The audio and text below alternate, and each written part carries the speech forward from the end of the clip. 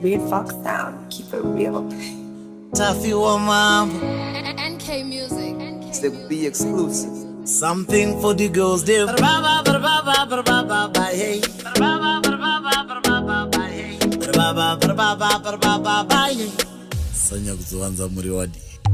Mukahuru pamusoro vangu vese muroi vakanditi zviuya zviwanande uya zimhandara tirangande mutya kamwe uya tisesedzane ndichakutanhira tsombo ndichakuruka magoda mazino ako akatarangana uya tidane zvotakarangana varaidzo chemoyo wangu varaidzo chemoyo wangu ndikakutarisa ukanditarisa hana dzedu dzikaroverana ndikati awe varaidzo chemoyo wangu varaidzo chemoyo wangu ndikakutarisa ukanditarisa hana dzedu dzikaroverana ukandiyemwerera hei mai vako ndirongere ndisangane namai vako ndivatsanangurira vapazanuriri wakakosha iwareruka reruka petuka petuka upo pandiri wona ndapepuka tekenya tekenya moyo watekenya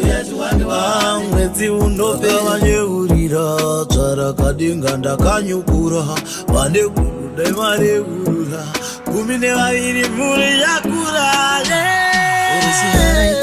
moyo wangu varaidzo chemoyo wangu ndikakutarisa ukanditarisa hana dzedu dzikaroverana ndikati awe varaidzo chemoyo wangu varaidzo chemoyo wangu ndikakutarisa ukanditarisa hana dzedu dzikaroverana ukandiyemwerera hei mai vako ndirongere ndisangane namai vako ndivatsanangurira vapazanuriri wakakosha mukahuru pamusoro vangu vese muroi vakanditi zviuya zviwanande uya zimhandara tirangande mutya kamwe uya tisesedzane ndichakutanhira tsombo ndichakuruka magoda mazino ako akatarangana uya tidane zvotakarangana varaidzo chemoyo wangu varaidzo chemoyo wangu ndikakutarisa ukanditarisa hana dzedu dzikaroverana ndikati awe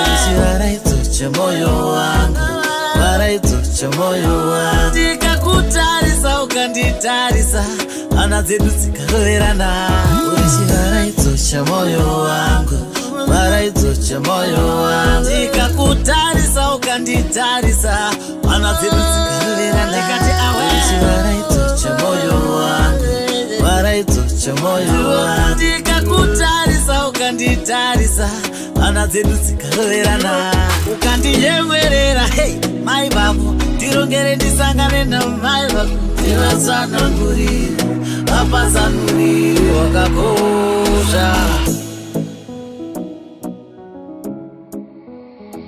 NK Music.